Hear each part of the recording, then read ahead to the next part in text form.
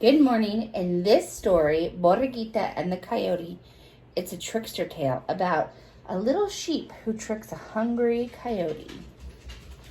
We'll see how clever that little sheep is. Borreguita and the Coyote. And this is written by Berna Ardima.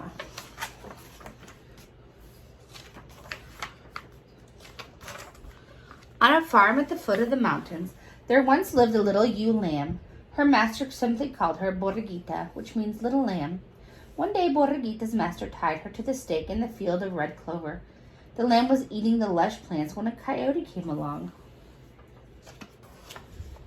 The coyote growled, "Grr, Borreguita, I'm going to eat you." Borreguita bleated, "Bah, bah, oh, Senor Coyote, I would not fill you up. I'm as thin as a bean pod.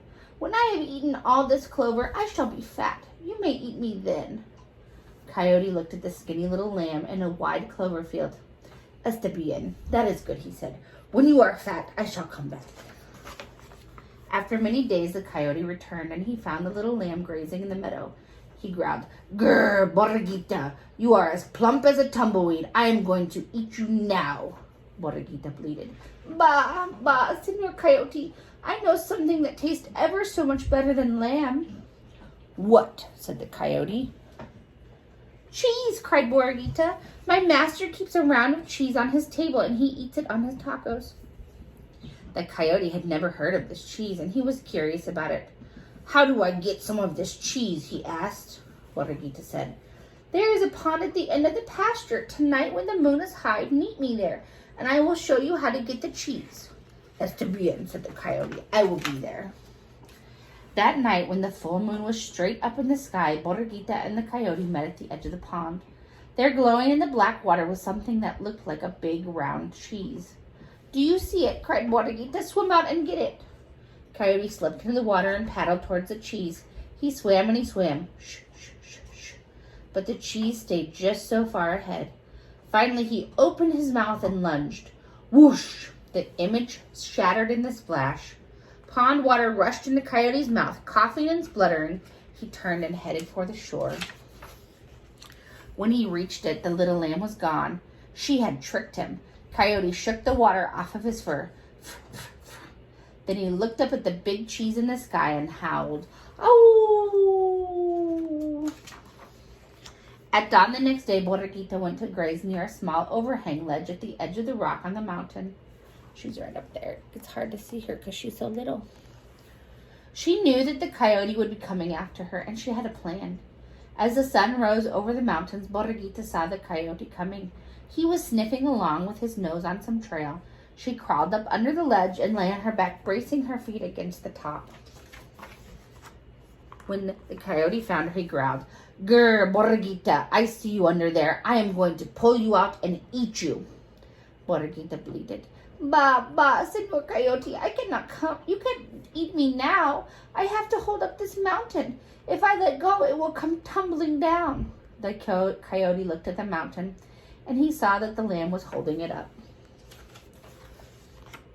"You are strong," said Borreguita. "Will you please hold it while I go for help?" The coyote did not want the mountain to fall, so he crept up under the ledge and put up his feet. "Push hard," said Borreguita. "Do you have it now?" "I have it," said the coyote, "but hurry back. This mountain is heavy."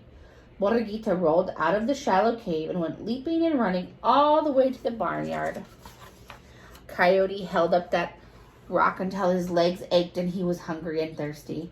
At last he said, "Even if the mountain falls, I am going to let it go. I can't hold it any longer." The coyote dragged himself out and covered his head with his paws.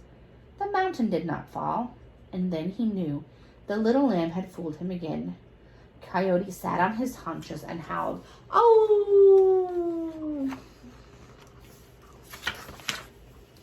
Early the next morning, Coyote hid himself in the thicket in the lamb's pasture. When she drew near, he sprang out with a woof. He said, "Borreguita, you will not escape this time. I am going to eat you." And Borreguita bleated, "Bah, bah, Senor Coyote, I know I deserve to die, but grant me one kindness. Swallow me whole so that I won't have to suffer the biting and the chewing." "Why should I make you comfortable while I eat you?" demanded the coyote. Anyway, I couldn't swallow you all in one piece, even if I wanted. Oh, yes, you could. Yes, you could, cried Borreguita. Your mouth is so big you could swallow a cougar. Open it wide and I will run and dive right in. Coyote opened his mouth wide and braced his feet. Borreguita backed away. Then she put her head down and charged. Bam! She struck in the inside of Coyote's mouth so hard she sent him rolling. Ow, ow, ow, howled the Coyote as he picked himself up and ran away, his mouth feeling like one big toothache. And from that day on, Borreguita frisked about on the farm at the foot of the mountain, and Coyote never bothered her again. The end. That was a good story, and Borreguita was so tricky. She tricked that Coyote so good.